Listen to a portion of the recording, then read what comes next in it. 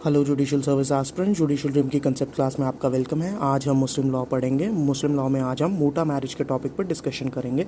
मूटा marriage जब हम discuss करेंगे तो यहाँ पर हम दो सब टॉपिक्स की बात करेंगे, द मीनिंग ऑफ मूटा marriage and legal consequences of मूटा मैरिज। तो चलिए लेक्चर की शुरुआत करते हैं। आज के लेक्चर को हम बिल्कुल ही हिस्टोरिकल बैकग्राउंड से कोई डिस्कशन नहीं करेंगे। पर्पस क्या था पुराने ज़माने में मूटा मैरिज के अंदर आने का, वो हम नहीं डिस्कस करेंगे। हम strictly from the examination point of view इस पर फोकस करेंगे, क्योंकि एग्जाम में बहुत बार क्वेश्चन पूछा जाता है, अक्सर शॉर्ट नोट में। तो आपको अगर ये क्वेश्चन आ जाए तो आपको वहाँ पर कैसे एक बढ़िया आंसर लिख के आना और टाइम बचाना है और ज़्यादा स्कोर करना है, और इवन इंटरव्यू में आ जाए तो आप एक कैसा एक स्ट्रक्चर्ड आंसर आप दे सकते हो एग्जामिनर को या इंटरव्यूअर को। तो चलिए लेक्चर की शुरुआत करते हैं। सबसे पहले मीनिंग ऑफ मूटा मैरिज। अगर आप मूटा शब्द का लिटरल मीनिंग देखें तो उसका अर्थ होता है टू यूज़, टू इन्जॉय। तो वैसे ही अगर मूटा मैरिज को कलेक्टिवली आप देखें तो आप बोल सकते हैं it is a marriage for the purpose of using और इन्जॉइंग।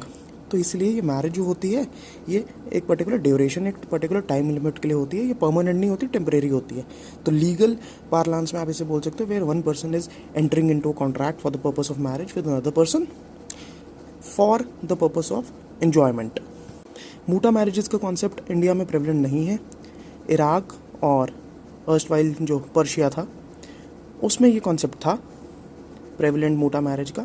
वो भी इसलिए for the purpose of legalising prostitution, so that if a person is unmarried तो वो किसी के साथ अनलॉफुल सेक्स में एंटर ना हो जाए, and he can have sexual intercourse while being unmarried, पर उसके लिए मूटा मैरिज में कॉन्ट्रैक्ट कर ले। तो प्रोस्टिट्यूशन को बढ़ावा ना देते हुए प्रोस्टिट्यूशन को लीगलाइज कर दिया गया था मूटा मैरिज के थ्रू। अब कुछ निटिग्रिटीज़ की बात करते हैं मूटा मैरिज की। सबसे पहले ये एक शिया कॉन्सेप्ट है, वेरी इंपॉर्टेंट। ये एक शिया कॉन्सेप्ट है। सुन्नीज़ में मूटा मैरिज का कॉन्सेप्ट नहीं है, शियाज़ में ही मूटा मैरिज का कॉन्सेप्ट है। सुन्नीज़ ऐसी कोई मैरिज अलाउ नहीं करते। मूटा मैरिज एक फ़िक्स पीरियड के लिए ही अलाउ करती है। कोहैबिटेशन एक फ़िक्स पीरियड के लिए होती है। अगर पीरियड डिफाइंड नहीं है, अनलिमिटेड पीरियड के लिए एक मैरिज में आप कॉन्ट्रैक्ट किया है आपने, तो it can not be termed as मूटा मैरिज। तो एक पर्टिकुलर टाइम पीरियड के इतने टाइम तक ही ये मैरिज सबसिस्ट करेगी, ये बताना ज़रूरी है। वैसे ही डावर को भी स्पेसिफाई करना बड़ा ज़रूरी है। निकाह की तरह यहाँ पर इम्प्लाइड डावर नाम की कोई चीज़ नहीं होती। अब शियाज नॉन मुस्लिम के साथ शादी नहीं कर सकते, हमने पिछले लेक्चर में पढ़ा था, लेकिन मूटा मैरिज वो कॉन्ट्रैक्ट कर सकते हैं। इवन क्रिश्चियंस के साथ, जूस के साथ, इवन फायर वर्शिपर्स के साथ भी कर सकते हैं। और जो जनरल रूल है कि अप टिल 4 मैरिजेस एक मुस्लिम कर सकता है, बट इन केस ऑफ मूटा marriage you can enter into as many मूटा मैरिजेस एज यू वांट। बात करते हैं अब लीगल कॉन्सिक्वेंसेज की। मूटा मैरिज क्या होती है। जैसे हमने मैरिज यानी कि निकाह के केस में, वैलिड वॉइड इर्रेगुलर निकाह के केस में लीगल कॉन्सिक्वेंसेज समझी थी। तो मूटा मैरिज के केस में लीगल कॉन्सिक्वेंसेज क्या होंगी। कोई राइट ऑफ इनहेरिटेंस नहीं है पार्टनर्स के पास, यानी कि एक की डेथ हो जाए तो दूसरा उसकी प्रॉपर्टी इनहेरिट नहीं कर सकता। लेकिन चिल्ड्रन जो होंगे वो लेजिटिमेट होंगे। ये बिल्कुल सेम चल रहे हैं हम इर्रेगुलर मैरिज का अगर आप केस देखें, वहाँ भी इनहेरिटेंस की राइट नहीं थी, पर लेकिन चिल्ड्रन लेजिटिमेट थे। वैसे ही यहाँ पर फ़िलहाल हम लीगल कॉन्सिक्वेंसेज ट्रेस कर रहे हैं।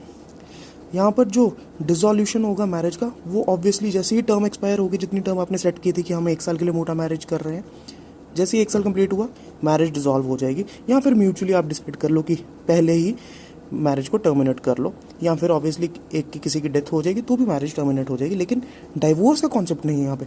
यहाँ पे जो हस्बैंड है मूटा मैरिज में वो ये नहीं बोल सकते कि I want to divorce you, क्योंकि marriage in the stricter sense हुई नहीं है, क्योंकि जो निकाह के एसेंशियल्स होते हैं वो तो फॉलो हुए नहीं, तो हम इसको marriage in the stricter sense नहीं बोलेंगे, इसलिए डाइवोर्स का कॉन्सेप्ट भी नहीं है।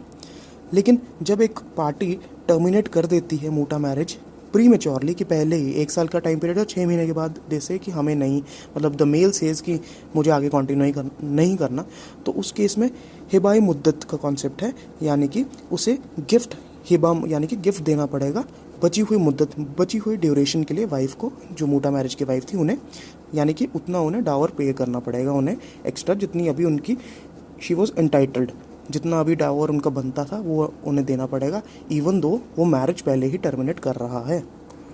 वैसे ही अगर मैरिज पूरी कॉन्ज्यूमेट हुई है तो फिर फुल डावर मिलेगा वाइफ को, बट अगर मैरिज कॉन्ज्यूमेट नहीं हुई है तो हाफ डावर मिलेगा वाइफ को। वेरी इंटरेस्टिंगली यहाँ पर भी आपको इद्दत परफॉर्म करने की पड़ेगी वाइफ को, अगर हस्बैंड की डेथ हो गई है। ऑल्दो ये मैरिज इन स्ट्रिक्टर सेंस नहीं है, स्टिल इद्दत परफॉर्म करनी पड़ेगी, क्योंकि हमने इद्दत का पर्पस समझा था टू अ सर्टन पैटर्निटी पिछले लेक्चर में। तो इद्दत परफॉर्म करनी पड़ेगी डेथ में, वो होगी ड्यूरेशन 4 महीने 10 दिन। अगर वाइफ प्रेग्नेंट है तो till the time of delivery. या फिर अगर इद्दत परफॉर्म करनी पड़ रही है ड्यू टू अनदर रीज़न, मतलब डेथ के अलावा। अब डेथ के अलावा हमने इद्दत के लेक्चर में समझा था कि डाइवोर्स के केस में हो सकती है इद्दत, लेकिन डाइवोर्स हम बोल रहे हैं कि यहाँ पर केस ही नहीं होता, यहाँ पर डाइवोर्स का कॉन्सेप्ट ही नहीं है मोटा मैरिज के केस में। तो ये जो अदरवाइज शब्द है, ये यहाँ पर इसका मतलब है कि जहाँ पर प्री मेच्योरली टर्मिनेट कर दी गई है एक मैरिज का कॉन्ट्रैक्ट, तो वहाँ पर कोर्सेज, अगर menstruation she is subject to menstruation तो 2 कोर्सेज तक उन्हें इद्दत परफॉर्म करनी पड़ेगी। If she is not subject to menstruation तो 45 डे तक करनी पड़ेगी इद्दत परफॉर्म। इसके अलावा right of inheritance, right of residence, right of maintenance नहीं है वाइफ को, लेकिन she can claim maintenance under section 125 CRPC। तो ये है बेसिक कॉन्सेप्ट मोटा मैरिज का। लगभग आपको सारी चीज़ें बता दी, फिर भी एक एडिशनल वैलिडेशन चीज़ बताते हैं, जो कि अगर आपको कभी कोई पूछ रहे कि डिफरेंस बता दूं निकाह और मोटा मैरिज के केस में, तो देखिए निकाह दोनों सेक्ट्स में होता है, लेकिन मोटा मैरिज खाली शियाज में होती है। जो आपका निकाह है वो परमानेंट है, मोटा मैरिज ऑब्वियसली टेम्परेरी है। म्यूचुअल इनहेरिटेंस की बात करते हैं, जो अभी पीछे समझाया कि म्यूचुअल इनहेरिटेंस कपल को नहीं मिलती है मोटा मैरिज के केस में, पर मिलती है निकाह के केस में। मेंटेनेंस का राइट मिलता है निकाह के केस में, पर ऑब्वियसली मोटा मैरिज के केस में नहीं मिलता है।